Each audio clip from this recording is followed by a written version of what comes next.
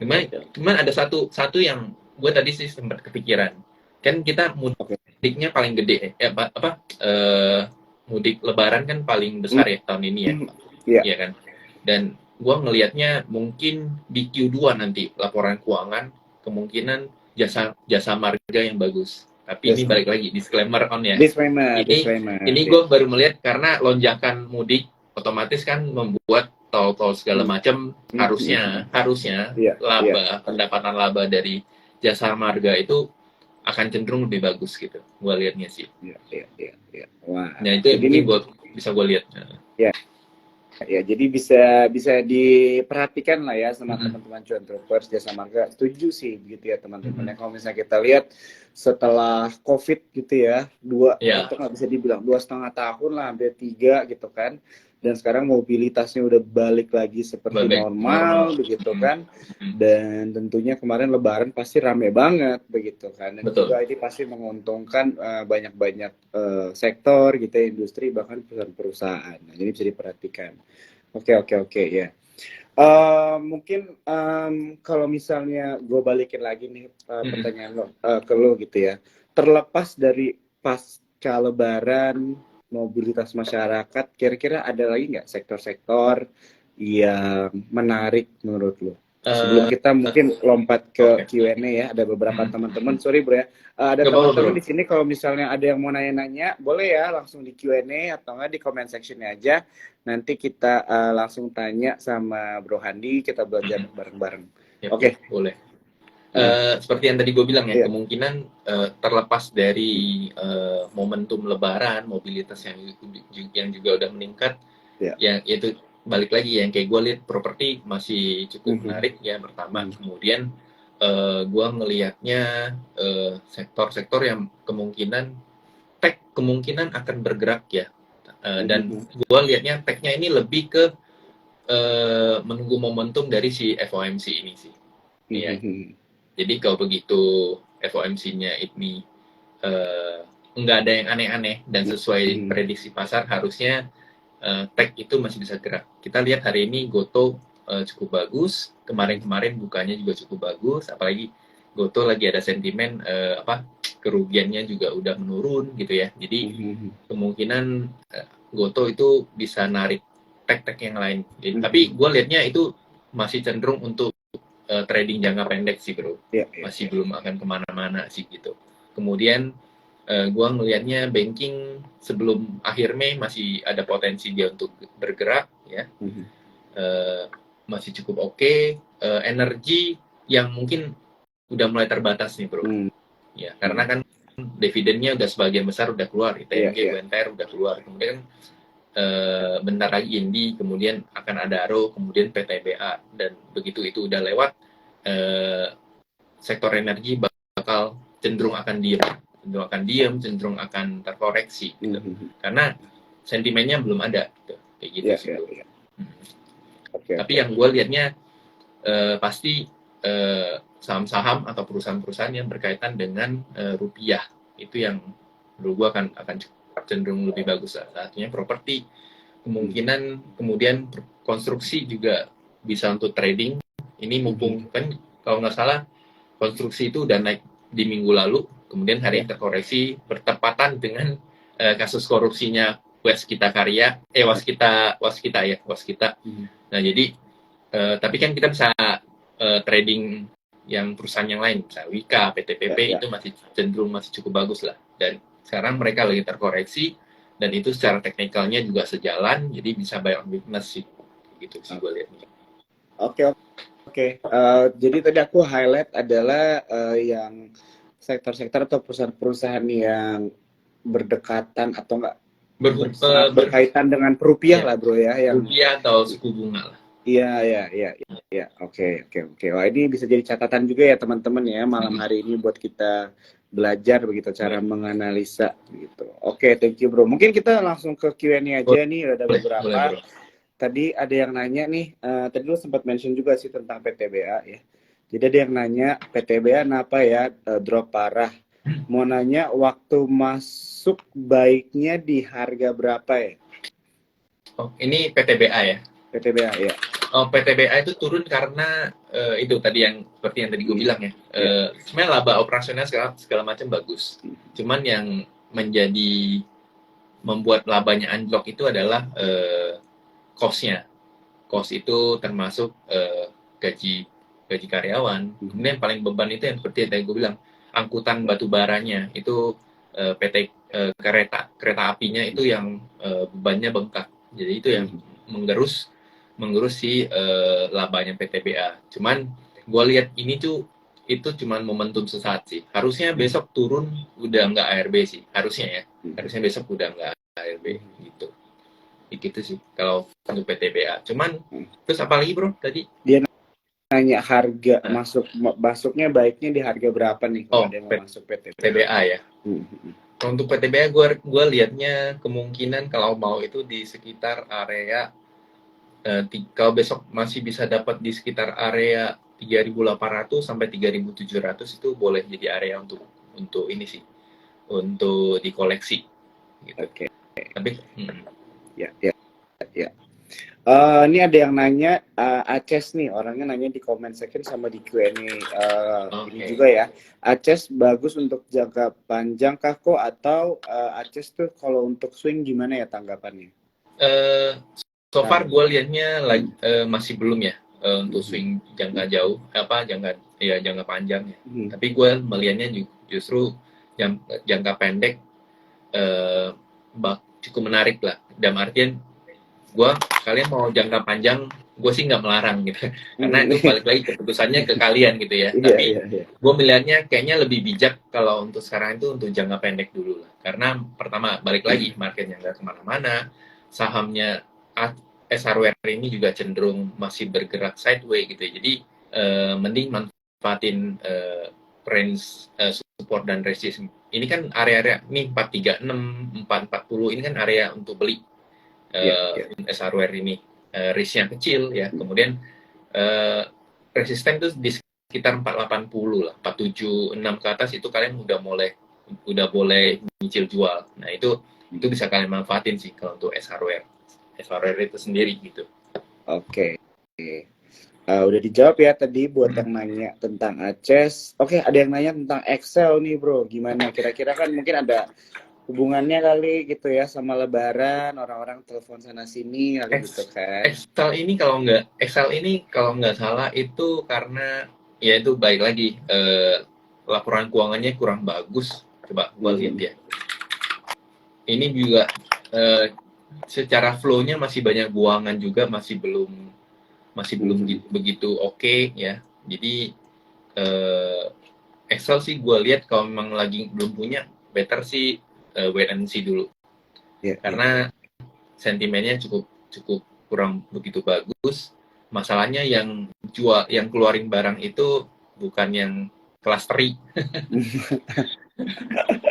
Bukan clustery. Jadi cenderung wait and see dulu lah. Tunggu dia pembalikan arah. Kemungkinan kalau di atas 1765 itu potensi dia pembalikan arah akan gede dan cenderung akan bisa ke level 1860. Tapi syaratnya itu harus breakout 1760. 1760 ya? 1760. Iya. Itu jauh lebih aman lah. Oke. Thank you. Kita lanjut lagi nih. Ada yang nanya tentang gudang garam nih.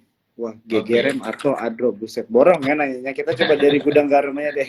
GGRM dulu. Gudang garam kemarin naik karena sentimen laporan keuangannya yang ternyata bagus ya.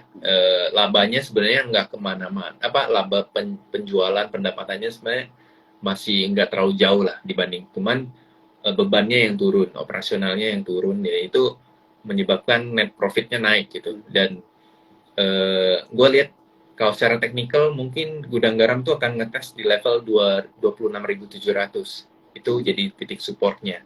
Kalau dia bisa mantul dari situ, maka akan kemungkinan dia masih bisa gerak ke level secara jangka menengah mungkin masih bisa ke level sekitar 36.000. Oke. Ya, tapi itu menengah ya gitu. Pasti dia akan ada naik turunnya. Cuman targetnya mungkin akan ke situ. Tapi dengan syarat tadi level 276 sorry 26.700-nya nggak boleh jebol ke bawah Oke. gitu. Ya. Kemudian Goto ya. Ya. Ini sekalian nih, Goto soalnya ada juga yang nanya satu lagi orang nih, boleh. Goto nunggunya di berapa kok? Thank you. Oke, Goto itu gue liatnya hari ini dia kepentok resist ya. Hari ini level 103-nya masih belum lewat. Cuman kalau besok koreksi ke sekitar 100 itu kalian boleh pertimbangkan 100 sampai 97. Itu akan ada potensi dia bisa mantul dari situ. Jadi ya bersabar-sabar untuk ngantri karena level itu gue melihatnya ada potensi dia menguat.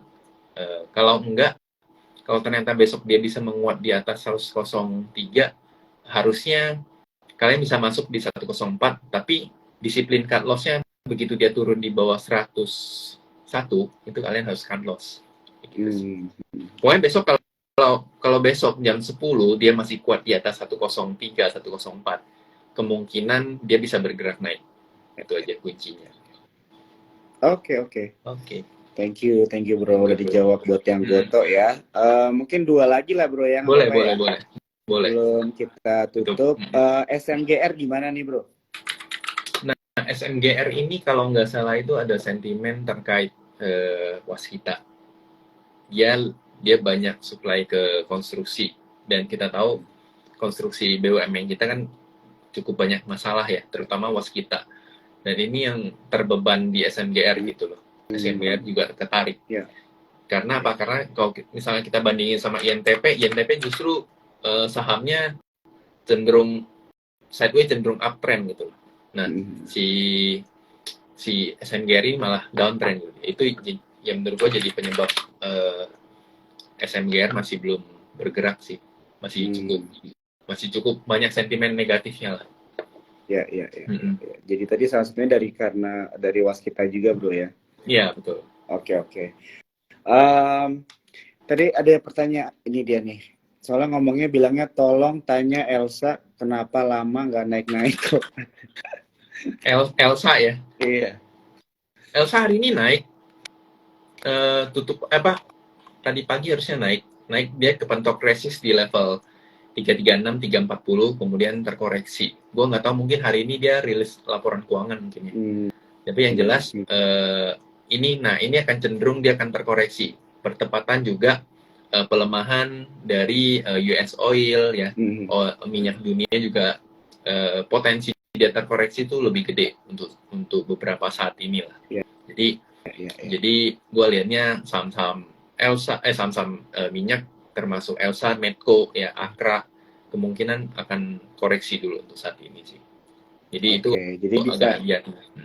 Ya, jadi bisa ini ya teman-teman ya, advice buat kalian menjadi salah satu lah ya bahan pertimbangan gitu ya dengan insight yang udah dikasih sama Handi. Mungkin one last one lah bro ya, ini boleh. BTPS bro, BTPS itu gimana? BTPS. Iya. BTPS, wah. Oh hari ini ex-date kemarin. Bentar, gue cek.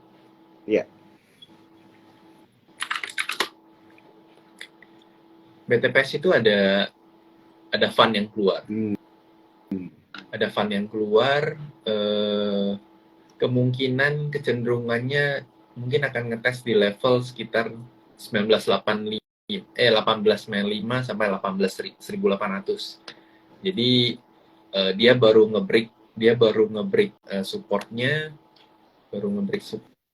jadi kemungkinan masih ada tekanan sampai sekitar 18-an lah gitu. Kayak gitu sih. Oke. Janji bro ini yang terakhir ya. Nggak apa-apa bro. Mau nambah juga nggak apa-apa. Enggak. Ini udah yang terakhir. Aku pilih pertanyaan ini karena memang fair. Karena tadi kita mention tentang SMGR, terus ada mention waskita beberapa kali juga nih.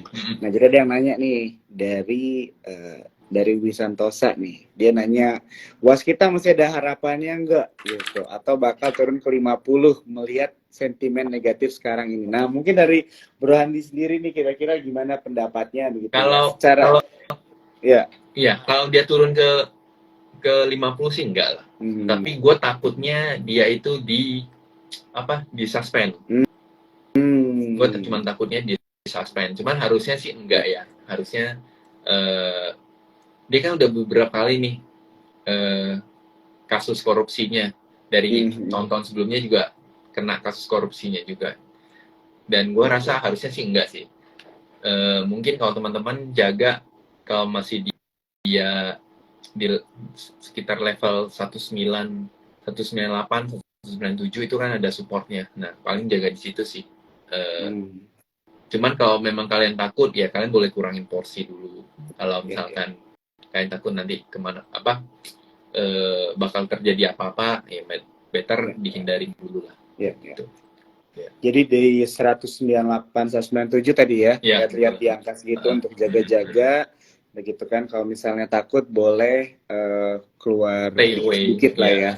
Begitu. Yang belum punya ya jangan main, cari, masih banyak saham yang lain. Betul banget. Betul. Itu gue setiap kali kita aji live gitu ya sama beberapa influencer dan sebagainya, kadang-kadang kita ini suka terpaku gitu ya dengan satu saham sampai lupa bahwa masih banyak nih emiten-emiten lain atau tempat-tempat lain kita bisa mengembangkan aset atau uang kita gitu ya teman-teman. Dan bahkan bukan terpaku sama satu saham aja ya bro, tapi terpaku sama satu sektor.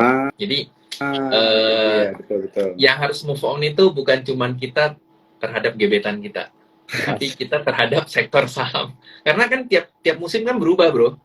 Dulu tahun 2022 sektor energi, coal, batu bara, ya kan?